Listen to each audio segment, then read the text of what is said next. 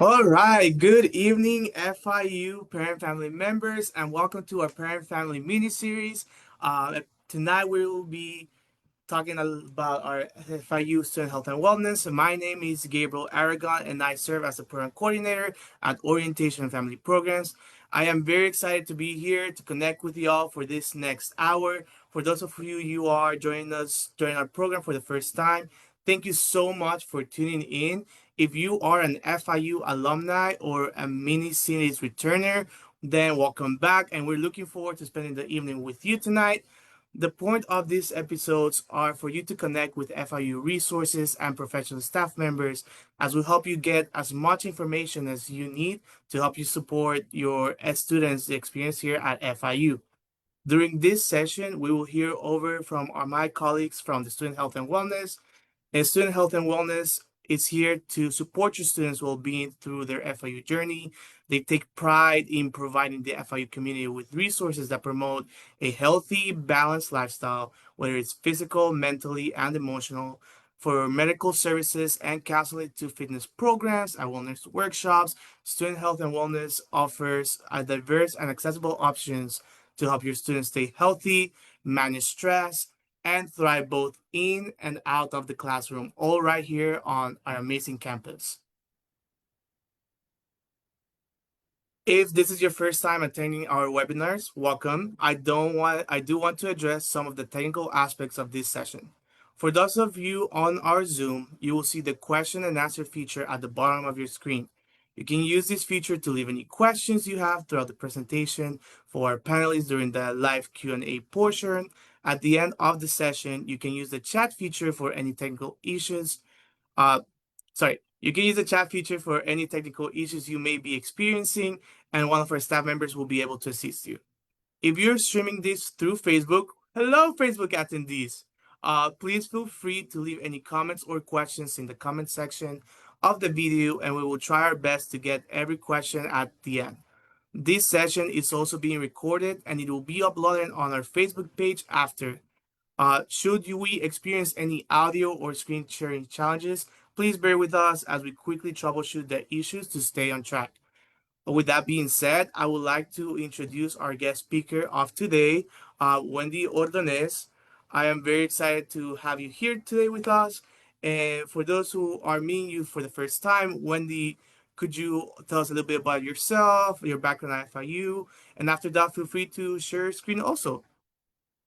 Hello, Gabriel. My name is Wendy Ordonez. I'm the Assistant Director at Student Health and Wellness for the marketing portion.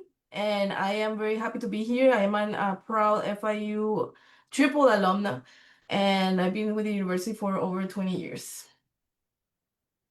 That's awesome. Once again, while Wendy pulls up her presentation, feel free to use the Q&A feature in the bottom of your screen. We will be revising these questions throughout the session, and we'll have an opportunity at the end for y'all to get those answers. Right. Wendy, feel free to start. Gabriel, are you able to see the presentation? Yes. All right, awesome. So everyone, I would like to invite you to make this a little bit more interactive. This is a software called Mentimeter. So if you are able to grab your phones and go to menti.com and use that code that you see at the top of the screen. Let me read it for you just in case. If you go to menti.com and then use code 18403116, I would appreciate it because then we'll be able to participate in the more interactive questions of the or interaction portions of the presentation. So we'll do a little test here, and try to ask you like, how are you feeling today? Maybe you can give us a little bit of feedback to see if you are able to work it correctly. Let's see. Okay. Nice. All right. I see people are using it already. Thank you. All right, beautiful. So let me get started. You're gonna see that there's other questions that pop up, so just feel free to participate right in your phone. When you see a pop up on the screen, it'll also populate on the screen of your phone. Okay. So we start a little bit with a little bit of humor. You may remember this during the Dean of Students presentation during actual orientation, but it is a very emotional time for parents and students who are beginning this journey of higher education. So I just wanted to put this here to make it a little bit more relatable. But basically, wanted to cover like some of the services that your student has access to, so that you're also aware and you can support it. We are very lucky at FIU because we have a population that is well supported by their parents, and that helps them succeed compared to other places. So we're very happy that you're here today. The student health and wellness, we have a lot of different programs and a lot of different things that are trying to support the overall well-being of your students, right? We believe that there's not only a one dimension of wellness, like a physical dimension, that if you broke your ankle, then that's it, like you are not going to be able to perform as well. But actually, there's a lot more to it, right? There's emotional, intellectual. How are you doing environmentally? What about financially? Do you have enough money to eat? Are your spiritual needs being met? Is it a cultural shock that you're experiencing right now, right? You're coming from a different country or something like that. We want to make sure that you are succeeding, that you are completing, that the student is completing the education in 4 years. And so we have different services, programs. You're gonna see some of the departments that we have as well, to be able to educate your student and to help them develop those coping skills for the rest of your life, not just for their university journey. So here, I wanted to share with you the healthy organizational chart. This is a very important chart that my director loves to show. We would like to be very transparent, and if you are curious about any more details about where the money goes to, what are some of the like the information that we gather from students to be able to make decisions with this money, you feel free to check out our website at SHW Student Health and Wellness .fiu.edu, and you'll be able to get all of that information. There's a place where we have all of the reports, and including the annual reports and the survey reports that we do annually. But just so you can see it really quick, the students pay $93.69 fee per semester, and it covers all of these places. So the ones that you see in blue are just fully funded by the Healthy. The other ones receive Healthy, but they also receive other type of funding as well. We're going to be talking mostly about the ones in blue today, because those are the ones that report to my boss, basically to the unit of Student Health and Wellness. But I want you to be aware that there's more stuff that also gets covered, okay? All right, so again, as I mentioned, shw.fiu.edu, it is very unlikely that you will remember everything that I say to you today. So I highly recommend that you bookmark this website. It has a lot of resources. All of the departments that I'm going to talk about today are linked on that website as well. You're going to find all of the services in each of them. You're going to find all of the contact information as well for all of the departments and more. All right, so we start with athletic training. Athletic training is actually located at the Wellness and Recreation Center. And let's say that your student is working out one day and they hurt their wrist. So somebody there is actually gonna help them. They're gonna give you on-site either free or low-cost athletic training. They put ice on it. They're gonna tell you like what to do with that, how to treat it, etc. So they work directly with the students at the Wellness and Recreation Center. We also have the larger umbrella of campus recreation that covers the different gyms, basically, at BBC, at MMC, but they also have other stuff. They also have things like kayaking as well, on the bay at BBC, that the students can engage with. They go to the mangroves and they do like that type of excursion as well. So they have a lot of services. They do classes, a lot of fitness classes. They have yoga and they have Zumba and they have weight training. This is a wonderful and very well used resource on campus for students as well, to obviously live a fit and a healthy lifestyle as well. We also have the counseling and psychological services. The mission of this department is to provide mental health services for students, right? We know that the students report high levels of anxiety. Some of them are depressed. This is the place that can help them. We have licensed clinicians. We have individual and group counseling, and they can access this counseling as well online. So they have the option of coming to our in-house center both at MMC and at BBC, but they can also engage with us online and through online workshops. This is very important. I want to mention it. I'll mention it a little bit later in the presentation, but the workshops that the students can take part of are through something called Panther Connect.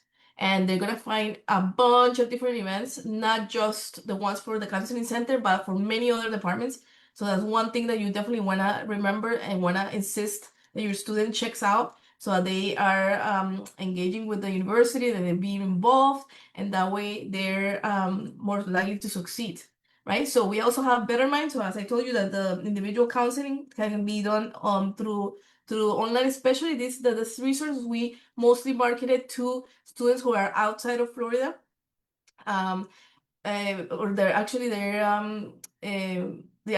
online students that are unable to come to the in-house like in-person services. So we try to market them through them as well. And then we have some screenings as well in case they need to work maybe with the disability resource centers, which we'll talk about, I believe, and just to get a lot less costly, a lot less cost for the services. And if they were to get it in the community, this is going to be a lot cheaper. A breakdown of all of those prices will be in the shw.fiu.edu website as well.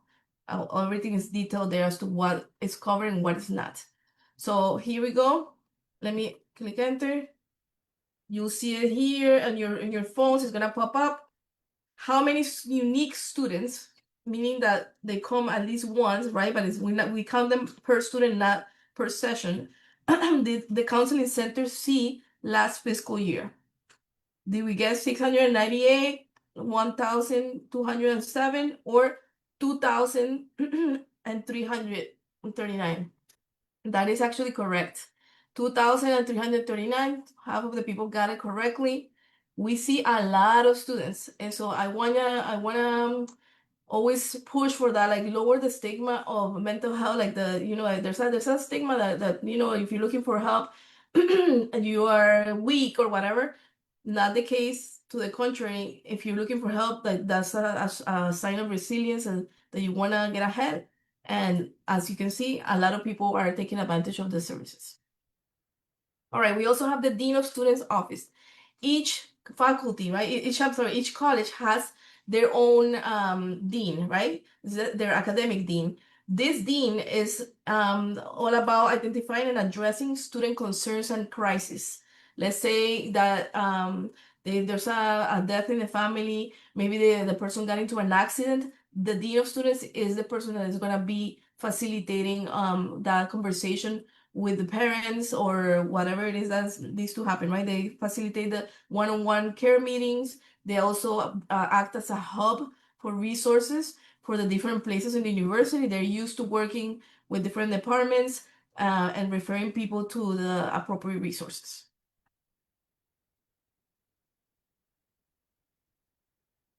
All right, let's see.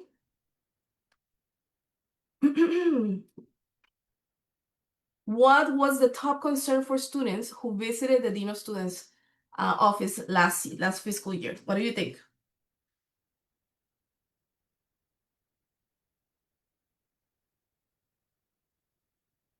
Oh, skip. All right, mental health. Yes, so you got it correct. Mental health is the number one concern of the students that visited the Dean of Students office through the Panther Care Initiative. Again, if you want to see a little bit more of a detailed breakdown as to what is seen in that office, you can visit the website and you'll see a detailed report of what happens annually within the office. All right, we have the Disability Resource Center, which also receives healthy funding, and their aim is to support students who have disabilities, right? And they can provide accommodations so that they can go into university and be able to graduate and be successful as well. We also have health compliance. Probably students who are new to the university already engage with this office because they are a big part of the matriculation process. They review mostly like both the immunization and the insurance documents for students to make sure that they are complying with the regulations put forth by the Florida Board of Governors.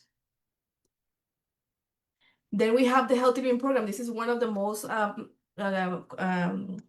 popular departments with the students. As you can see in a little bit, the healthy living program, we offer different, like a holistic and preventative approach to health, right? And we try to encourage students to engage in practices that are gonna enhance a healthy lifestyle. So we have consultations for a lot of stuff, including stress, time, sleep health, which is a big concern for students, as you can probably imagine, nutrition coaching, that we actually have a registered dietitian on site. We also have alcohol and drugs information, and then STI testing as well, that is free through this office. We also offer massages, aromatherapy, and safe sex materials as well for the students. Here's another question.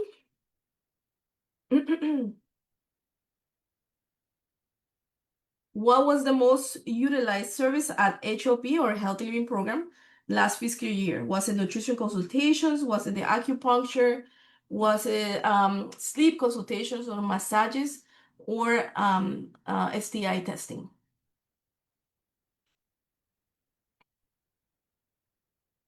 Massages, yes. As you can imagine, that is a super popular service with students. They get 15-minute chair massages for free that they have to schedule. There is a possibility that they can get a little longer massage, but that one incurs an extra cost. All right, we also have the student health clinics. The student health clinics provide affordable and accessible student-focused medical care. And as you can imagine, like they provide things that like regular primary care would offer. So just routine health checkups. Let's say that your student needs to go on a study abroad opportunity.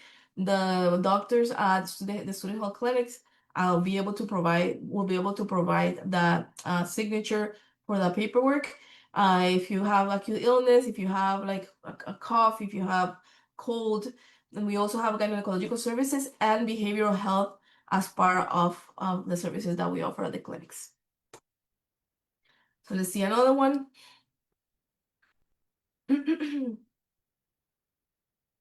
What was the top reason that students sought services from the student health clinics during the last fiscal year? Was it physical exams? Was it behavioral health? Or was it cold and flu? Cold and flu, actually, you would think, right, that would be the number one, but actually behavioral health was the top reason why students visited the clinics. We have psychiatrists on site. Then the victim empowerment program is part of the counseling and psychological services. They are under the same team, but it is several professionals that are licensed who provide service to students who have been victimized by threatened or actual current violence, right? And they provide confidential crisis assistance for them. I'm thinking something like sexual assault, relationship violence, stalking. The victim empowerment program is there to help the students heal and to go through all of the process that it requires and give them options as well. Okay, so let's ask a little question here. Do clinicians from CAPS or the Counseling Center and VEP offer online educational workshops? This should be an easy one because you saw it a little bit ago. Let's see, or I mentioned it a little bit ago. Yes, I'm glad that you replied that way. Yes, the clinicians do offer educational workshops. So we have things like imposter syndrome, like how to manage imposter syndrome, stress management, anxiety management, depression management, all of this stuff they can find in our educational workshops and more as well. So this is where I was gonna tell you about Panther Connect. If you go to pantherconnect.fiu.edu, you're going to be able to browse through all of the offerings and all the different events that different student organizations and departments are offering to students. And one of those is student health and wellness. So those workshops and those events actually count for some of the pathways. If your student is in honors college, they'll be able to take advantage of that and have it count for their honors pathway. If not, participating in those events is also incredibly important, and it's as backed by research that if you are involved on campus and you are part of these events, that you are more likely to graduate and be successful in your college career. So encourage your students to get involved and to go to this, because it's very easy for them to just act as very like easy commuter students in Miami. They go in, they go to class, and then they leave. Encourage them to visit this website and to get involved with different offerings that we have at the university because there's a lot of different things. All right. I want to see, I'm wondering if the sound works in this one, and if not, that's okay. You can watch it later, but it's just a little recap of our services. Gabriel, if you can let me know if you can actually hear it or not. Tell me if you can hear it. Can hear perfectly. Oh, actually, it's no longer coming through.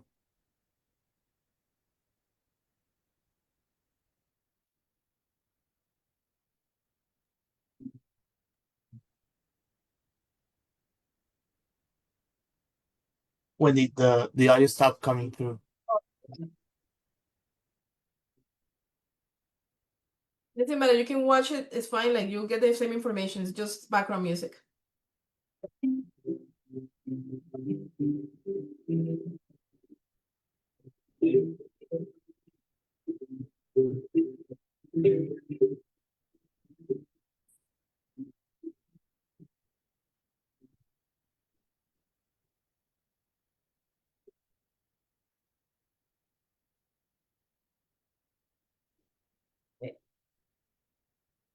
Okay, let's go to the next one.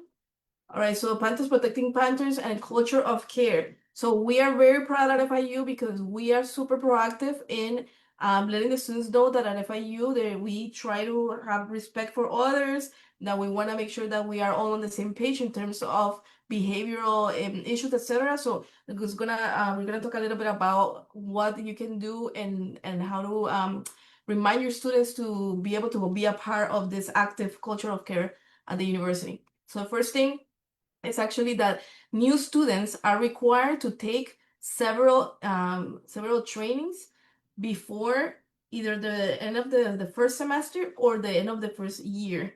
The career readiness, I believe they have 1 year for sexual assault prevention and hazing prevention. You have one semester, like by the time that you have to register for the next semester, you should have it done. Why? Because otherwise it's gonna put a hold in your account. So if students are like, oh my God, what's going on? I can't register. Make sure to ask them to check their to-do list on myfiu.edu because it's gonna have those trainings listed for them there that they have to complete before they go on. Why are we doing this? Again, at FIU, we're trying to be proactive. We want to make sure that we're setting the standards early and we're letting people know what is defining what a sexual assault is, what's acceptable, what's not acceptable. We also have hazing prevention in case you're not familiar with that term. That is abuse that happens in group settings.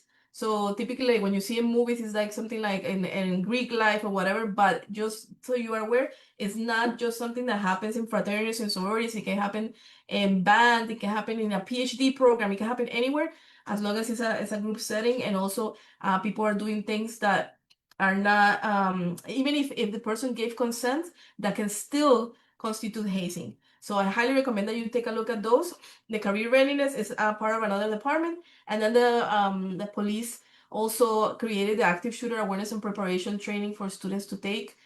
If you go to go.fiu.edu/positive, we have a whole page dedicated to explaining what each of these things is going to cover so that students know what to expect, what to do, how to troubleshoot it, etc. So as parents, this would be an awesome thing that you can remind your students about. Like, please complete it. The deadline to like start registering and that stuff is like it's happening very soon. So this is the time that they want to be able to have that already checked off their list. All right, then at FIU, of course, we have our student conduct and honor code. This is managed by the Student Conduct and Academic Integrity Office. If you're curious to see it, again, it's very transparent. You can download it at conduct.fiu.edu.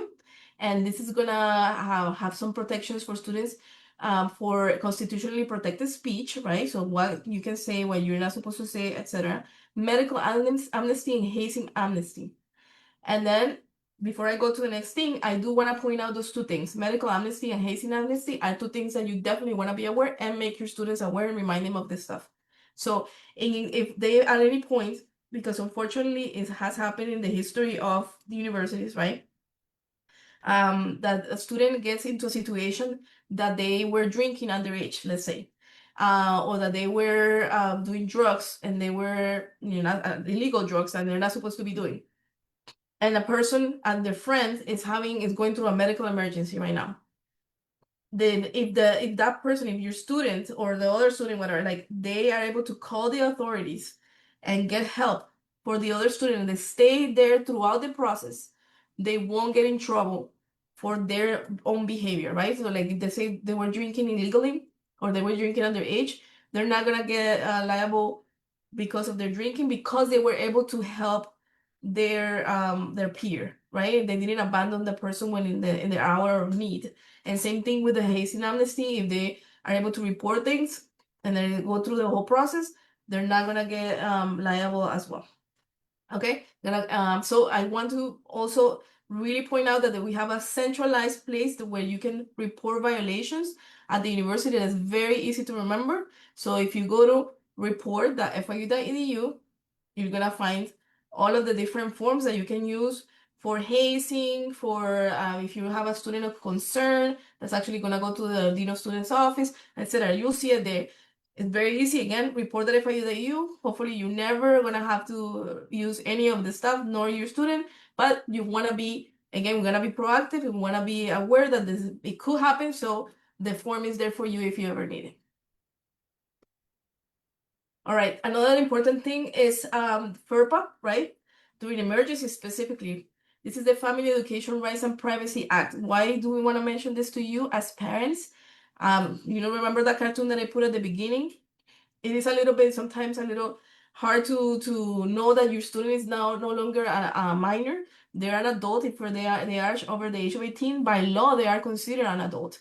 So that means that we are unable to share certain things with you as a parent, even if you are paying for tuition, even if you're paying or like doing whatever, because your student is no longer considered a minor, right? So things like you can actually set these things up ahead of time and to have a conversation with your student to see if they maybe want to give you some delegated access. You want to put you as the emergency contact. You want to make sure that they have a clear emergency contact in their portal. And then there's a thing called a FERPA release form in case your student is willing to like give you access to their grades, to be able to talk to maybe within the student's office on their behalf. They can actually you can actually do that without a problem, but the student has to give you that permission ahead of time, right? So this is called the FERPA release form. If you do a quick Google search, FIU FERPA release form, it'll pop up there for you. But I want you to be aware again that there is already like a differentiation there if the student is over 18 and what we can tell you and what we cannot tell you after that happens. All right. Oh, well, there is let me pull this. I don't know if you are having this covered by my little screen here, but Student Health and Wellness, we love doing cool stuff. We love doing surprises and everything. So this is something that we like to advertise. We have a text subscriber list. We do a lot of surprise giveaways. We try to do all of the events that we have are always have an educational component. This is not just about fun, but we're also trying to teach them about, let's say this month we did something about relationship abuse. So all of the events that we hold have that educational and serious component, but we make it into a fun thing so that the students can actually or want actually to engage with the events. So one of the ways that we do it is we have this text list. If they text SHW to this number, they're gonna be added to the list, and then they get like a random text like, we're gonna give out pizza this time from this time to this time, come by. And then while they're there, we teach them a little bit about whatever topic we're focusing on at that moment. So there's our social media, we have a text subscriber list, and then we also have a resource guide that goes out every month to their student email as well. So we try to reach them in different ways. All right. For the giveaway, I think it will be a little harder to do, so I'm gonna skip. I'm sorry.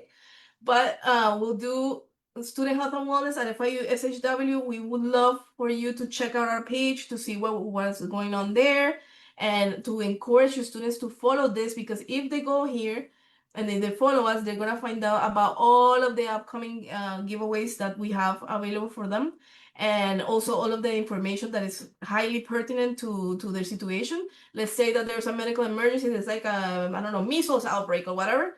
It'll be advertised through the student health awareness because it is related to the student health, right? Okay, so if you have any questions, this will be the perfect time to ask. And then also want to point out again, we have website, we have the social media, we have the text subscriber list, the newsletter as well, and we have our phone number here. All of the phone numbers we can begin with 305 and then 348 because that stands for MIA, Miami, and then FIU. So really, you only need to remember that last portion unless you're a BBC where they start with 919, like 305, 919, whatever extension. So let me know if you have any questions. I'll be happy to answer. Yeah, like Wendy mentioned, feel free to put them in our Q&A feature and we'll go over them. We actually have one right now in the meantime, Wendy. A family member asked, what are some of the most common reasons students visit student health and wellness during the semester? To student health and wellness during the semester. So it Yeah. depends on the department, but I would say that definitely if you, I mean, I will be happy to pull up the report if you like, but we have a lot of like for the in the counseling and psychological services, for example, definitely anxiety is number one. What the students report. In the dean of students office is mental health related stuff as well, and then also financial situations like maybe they're like they don't have enough food or whatever. Another thing that I would be like good to point out is that we do have a food pantry on campus on both campuses. So students who are having financial need, they can go on the in GC in the Graham Center on the third floor. There is a food pantry that they can take 8 pounds of food per week. And at the Biscayne Bay campus is on the second floor. I can't remember the exact room number, but they can also actually go there as well and grab food as well. So you know, because unfortunately we do have a population of students who are in financial and in dire financial situations. So that's one thing. And then let's see for as you saw that for the clinics, it will be behavioral health is the number one reason why the students went during the last fiscal year. It changes depending on the time frame that you pick, but during the last fiscal year it was behavioral health. Right, the food, make sure that your students do check out the food pantry. It's a great resource that we have here, Mhm. and to check all the other resources. Wendy, another family member asked, does FIU have a walk-in clinic or an urgent care, or do they have to make an appointment to see a physician?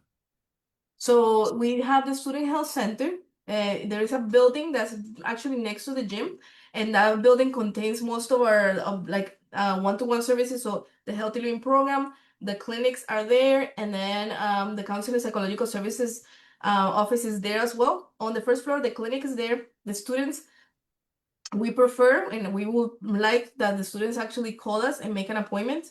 I believe their number is 305 348 8385, if I'm not mistaken. So they can go in, like they say that they have a cold, flu, whatever, like they can actually make the appointment. I don't believe that they're gonna be turned what do you call it? Like they're gonna be rejected if they go and like, they say that they scraped their knee or whatever and they need to go in and get help. Well, of course, we do operate under business hours. So as long as they are in the business hours, I'm sure that they're gonna try to accommodate. They also have all a portal that they can request appointments online. So they don't even necessarily have to call for some of the appointments. They can actually schedule those appointments through the website. I remember as a student myself back when I was in FIU, I used to do a lot of those appointments through the website. It was a very handy resource. Yes. Um, We Another will. question. Oh, go Oh, ahead, Wendy. no, we Sorry. just wanted to say that like this generation doesn't like to speak on the phone, and we know that, and we're trying to accommodate as much as we can. We still haven't been able to figure it out fully for the counseling center. They do have to call to make the virtual appointment. So the first time they do have to call. Hopefully it'll change in the future, but in the clinics there are some appointments that they can access through the online portal. Mhm. Another question that came in was, do you all offer insurance for students? If the insurance is the university offers is not really through our department. It's another company that takes care of that stuff. But there is some information about it on our website. If you go to the portion that says health compliance, the information of the provider is in there. Okay, awesome. So y'all heard you'll need to look for that. Make sure you visit the website, but it is a different department, Under not health compliance, yeah. on the health compliance. Mhm. Another family member asks, how do you ask for help for your student if they won't get help themselves and are struggling? So that's actually a really good question. As I mentioned before, again, you there you can actually talk to somebody from the dean of students office, but they will be limited to whatever like the student provided, right? Like if they gave you that extra access through the FERPA waiver, um the I mean the best thing and more initial thing would be to actually directly talk to your student. That would be like the first line of defense, I would say. Have a true heart-to-heart conversation with them, and then when when you can actually fill out a student of concern report to the report.fiu.edu, and then a case manager in the lead of students office can evaluate what's going on there, and they can be in touch with you. But again, they won't be able to share any, personal details about what's going on with the student unless they give you previous help. But they'll be able to guide you and provide resources for you. Again, they're not going to turn you down. Those reports can be filled out also anonymously, correct? I'm sorry, fill that Those where? report those reports can also be filled out anonymously, correct? Yes, they can be filled out anonymously, and that's another actually a good point because the all about the culture of care is saying something if you see something kind of thing. So we encourage faculty, we encourage other students that let's say that they have a friend or a classmate that they see that they're struggling. Maybe they missed several classes, or maybe like they see that they have very poor hygiene, and maybe they lost a lot of weight or something like that. They're very concerned and they don't know what to do. They can use that report, that FIU.edu website, find the student of concern form, fill it out, and then depending on whatever the case is going on or whatever the licensed professionals see there, they'll determine whether to intervene, whether to wait. Because typically what happens is that if somebody is acting out, whatever, like they'll get reports from different places, and that way they can build a better case. So if you see that your student is identifying somebody who needs help, and they don't have a report with them, maybe that they can go and ask them directly, like, hey, how are you doing, or whatever. Report that FI.edu. That's the best thing. 100%. Here at FIU, we do care. Everyone cares about their connections, so make sure to have that in mind.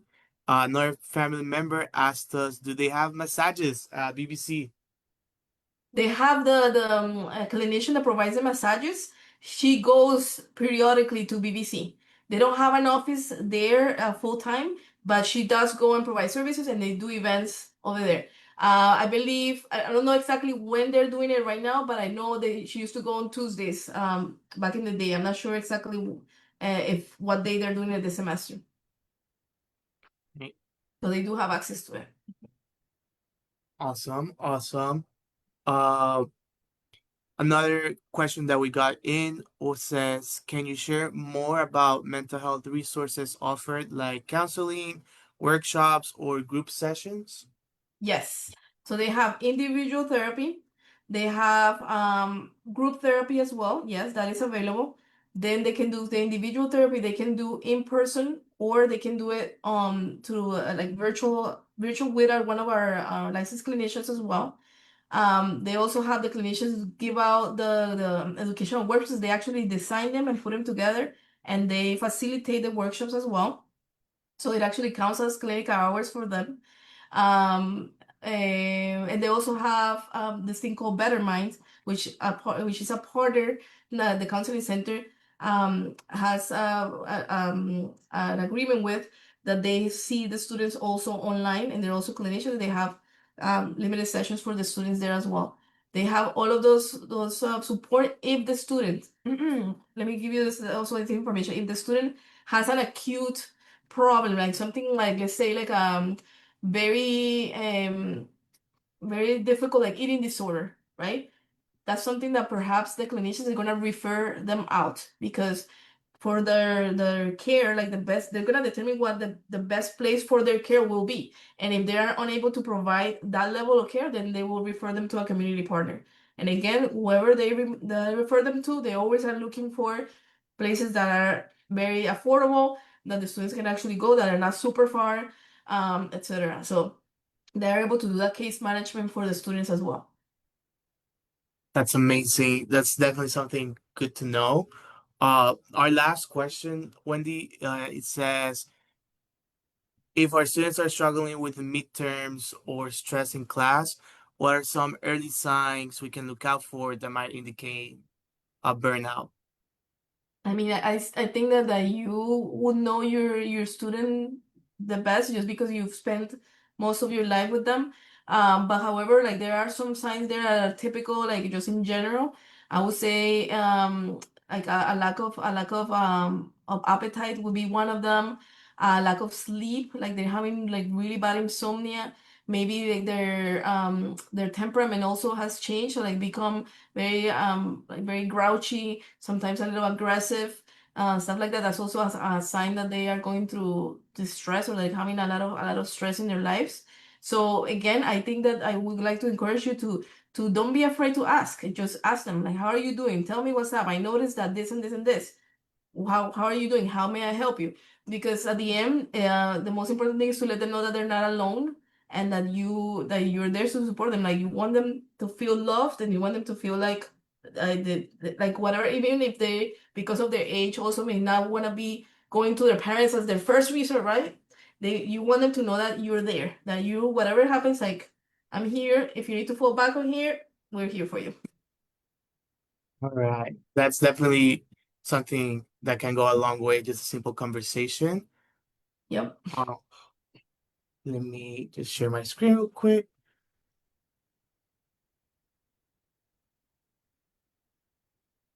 Let me stop Okay. sharing. You want me to stop sharing? Let's see.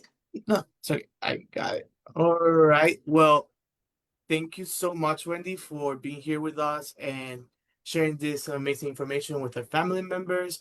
Uh, in the meantime, we're gonna do a wrap up with a few resources that we have for you to stay connected with us. Wendy, you're more than free to log off if you want to, or you can stay to Thank for you. the wrap up. Uh, One of our first resources I would like to point out for y'all tonight is our family orientation course. If you are someone who likes to view resources at their own pace, there's a self-paced course and it's completely free, where there are interactive videos and articles on the university resources, and will continue to ease your experience as you become a member of our Panther community. The link to access this course is go.fiu.edu/pf orientation. You can see it right there on the screen too. This is also an amazing tool if you're not able to join us at our orientation program this summer, or maybe if your students coming in on the spring and you can't attend. This is an amazing resource for you all to have. It's a little refresher and it serves just as a database of everything that we covered during that orientation program. Uh, Next up, I would like to let you all know that our next mini series will be happening in November. Stay tuned for what will be coming out and what's going to be next. Our next mini series, as you can see, is One Stop and Financial Aid, especially regarding the 2026 and 2027 process. There's a lot of changes from year to year, and if your student is using financial aid and is intrigued in applying to financial aid for next year, this is definitely a good mini series for you to come and get that information firsthand, so that when the time comes, you and your student can go through it together, or your student can use you as a resource too. Um, and finally, we have so many ways for us to stay connected with you and for you to stay connected with us. And if you want to hear about our future programs, make sure that you connect with us in our Facebook and Instagram handles to stay up to date with our events. Feel free to visit our website or join our Panther Parents and Family Members Facebook group, in which you can stay connected with other members within our community. I personally love this group. I say it's run by parents for parents.